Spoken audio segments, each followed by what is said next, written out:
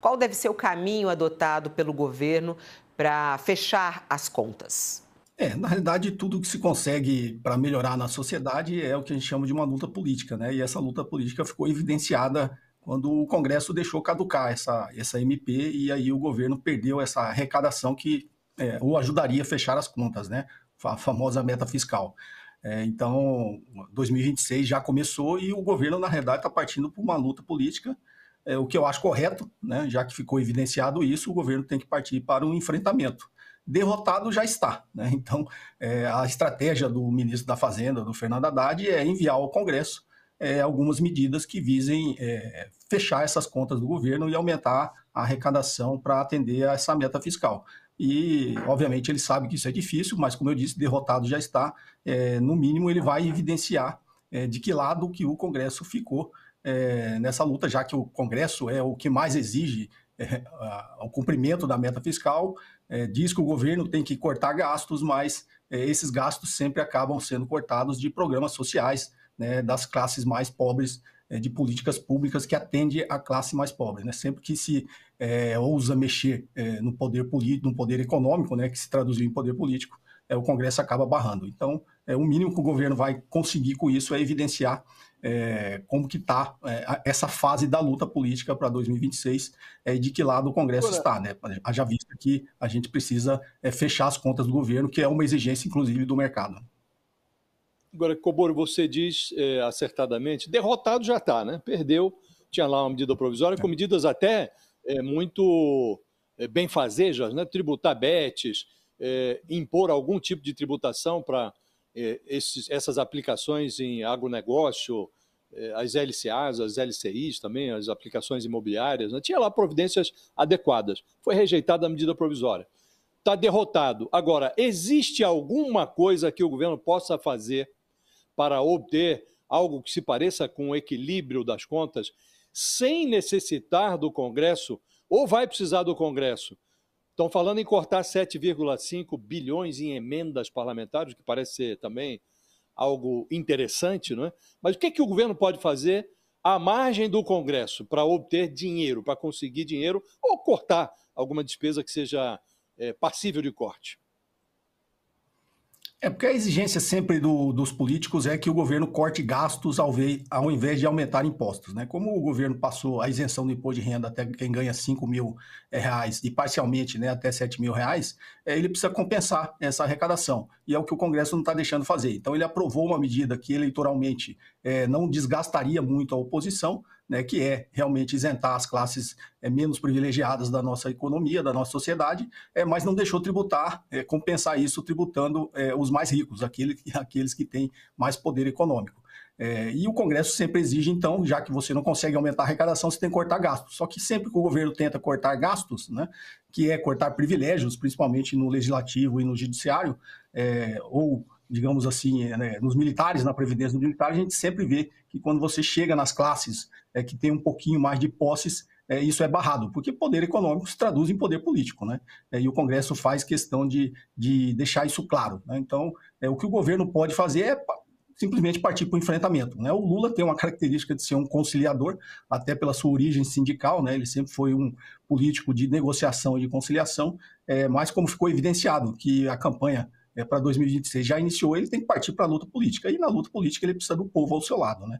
Então eu acho que o governo se animou um pouco quando finalmente, né, o povo foi para a rua defender as pautas que o executivo tem defendido, né? Então o governo precisa partir para o enfrentamento e uma das fases desse enfrentamento é justamente, me parece que o ministro da Fazenda está tentando fazer, pelo menos evidenciar de que lado, né, esses parlamentares que não deixam que seus privilégios sejam cortados, né, ou no caso aí, né, das suas emendas parlamentares sejam cortadas, emendas essas que são utilizadas, inclusive, para fazer campanha política em 2026, isso fica evidenciado, mas aí o governo vai ter que cada vez mais partir para o enfrentamento e contar com a mobilização popular para fazer que valha o famoso ditado que não é o poder emana do povo, né? Na realidade, o poder está no povo.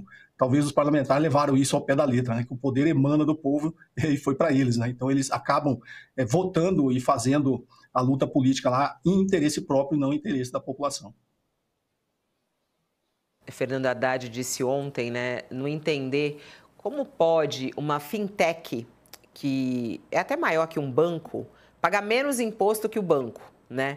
Ele falou isso ontem e defendeu, inclusive, que o Congresso revisite esse tema de tributação das fintechs, né, que estava justamente nessa MP. A pergunta que eu te faço é exatamente essa. O senhor acha que é necessário realmente cobrar mais das fintechs? É justo que as fintechs paguem menos que os bancos? Sim, até porque as fintechs, como uma instituição financeira, não deixa de ser uma instituição financeira, a diferença é que é uma tecnologia em finanças, né? Ou seja, é um banco digital, né? É o que a gente conhece aí, hoje isso domina aí até, ele deve estar inclusive citando o próprio Nubank, né? Que é o maior fintech que existe no Brasil, que tem inclusive ações listadas na Bolsa de Nova York. É um grande conglomerado hoje financeiro, né? Que explora todos os serviços de intermediação financeira e todos os produtos financeiros de investimentos que um grande banco explora e paga menos imposto do que um banco, né? Então, o capitalismo financeiro, na realidade, ele extrai retorno do mercado, da economia real, extrai retorno, né, inclusive, das próprias empresas e das indústrias, né? E esse retorno não está sendo tributado como deveria, né? Obviamente, isso é uma injustiça tributária. A gente tem, no Brasil, impostos completamente regressivos, né? Quando a gente tem quase metade da nossa arrecadação total vindo do consumo, a gente sabe que isso é regressivo, haja vista que um morador de rua, quando compra 1 quilo de arroz, paga o mesmo imposto que paga um bilionário, né? Então, a gente precisa reequilibrar isso, até porque imposto sobre consumo ele é contraprodutivo, né? Ele evita o crescimento da nossa economia e é injusta com as classes mais pobres. Então, a partir do momento que a gente tentar reequilibrar isso, né, tributar menos consumo e mais renda e patrimônio, a gente vai ter mais justiça tributária e a economia se tornará muito mais produtiva. Então na sua ideia, não precisa cobrar mais, não pode cobrar mais. Tá correto. Não, tem que cobrar. Tem que cobrar mais. Tem que cobrar. Tem que cobrar mais impostos das fintechs, tem que cobrar aí, como a gente viu aí, desses produtos financeiros aí, tem que ser cobrado. Não faz sentido produtos de investimento aos quais só as classes mais ricas têm acesso, eles sejam isentos de imposto ou paguem menos imposto do que qualquer outro tipo de investimento. Assim como não faz sentido você, primeiro, permitir que as bets, né, tenham dominado toda a nossa economia real. As bets, por exemplo, eu sou favorável que deveriam ser proibidas, né? Mas já que eles aprovaram e legalizaram as bets, elas, obviamente, têm que pagar imposto.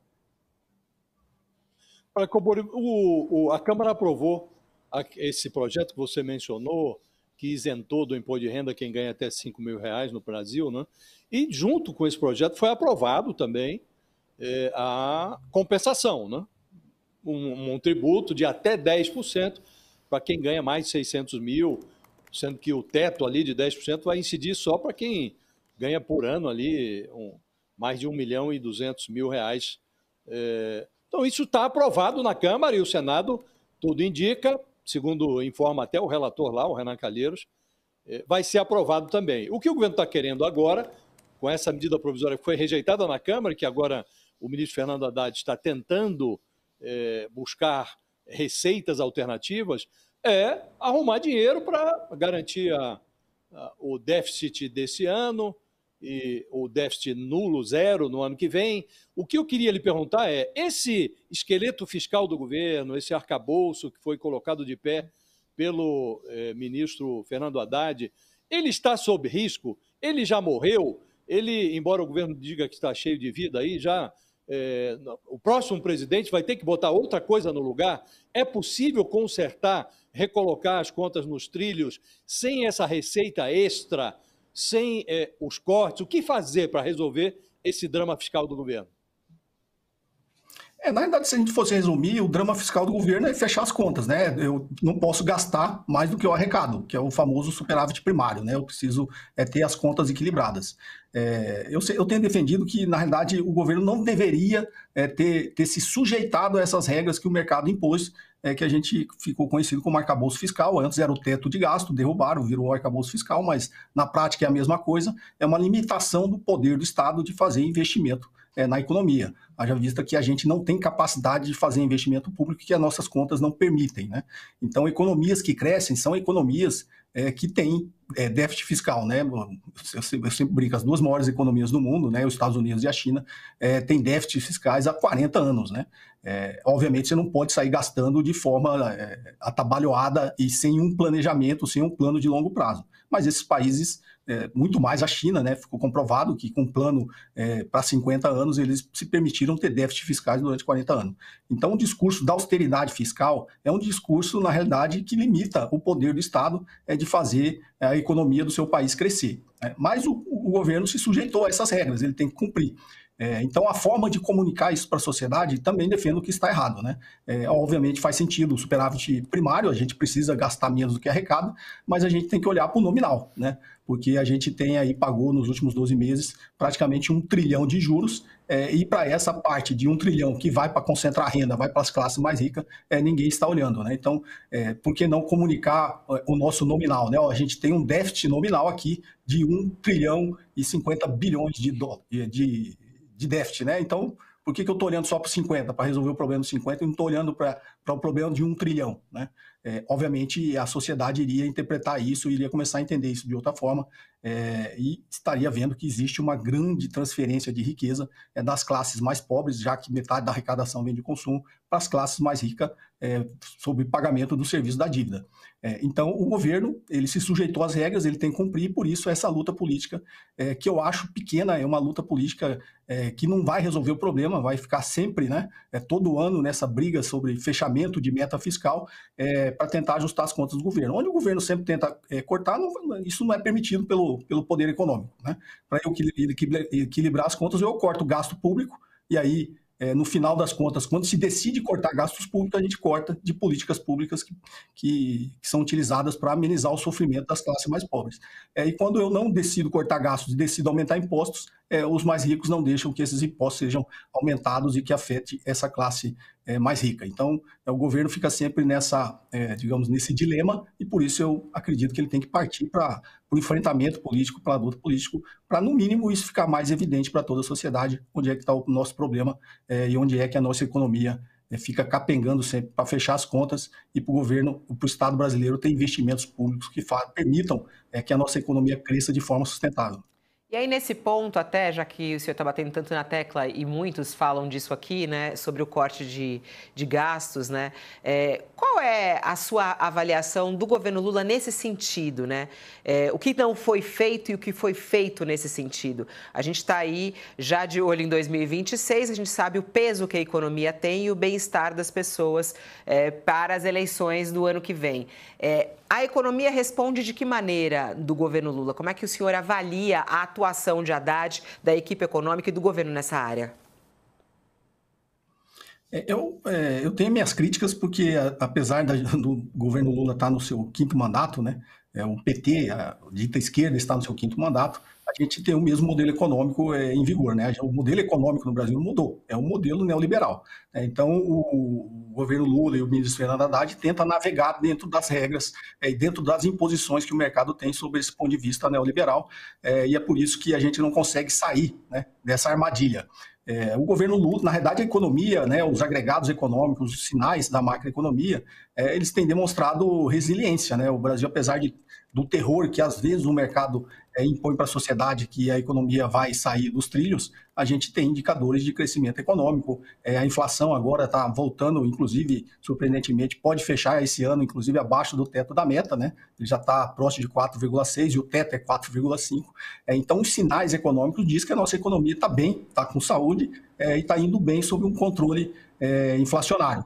O nosso único problema é que a nossa taxa de juros é muito alta. Isso é proibitivo para que a economia cresça e para que existam investimentos produtivos na economia. E essa taxa de juros altos é essa que gera um pagamento do serviço da dívida próximo de 1 trilhão. Então, a economia responde bem ao governo Lula. Inclusive, quando ele foi eleito, existia um terror, né? Eu lembro que eu falei na época que não ia acontecer nada, o governo Lula não era uma novidade, né? Ele já tinha governado o país e já sinalizava que isso ia acontecer, e na realidade foi até mais positivo do que se imaginava, né? O crescimento econômico que está tendo no governo Lula é até surpreendente, né? Haja vista todos os problemas que o mercado sinaliza que existe. Então, a economia responde bem. O que falta ao governo é comunicar melhor isso para a sociedade e continuar empreendendo essa luta política em favor das classes desprivilegiadas. Mas o modelo econômico, infelizmente, ainda é um modelo econômico neoliberal, e é dentro desse sistema econômico que a gente está navegando. Cobori, você realça adequadamente a transferência de renda que ocorre no Brasil tradicionalmente dos pobres para os ricos, né? E fala da necessidade de o governo travar essa luta política. O que eu queria lhe perguntar é se o alvo da luta política não está equivocado, né? Há o que se convencionou chamar aí de gastos tributários, né?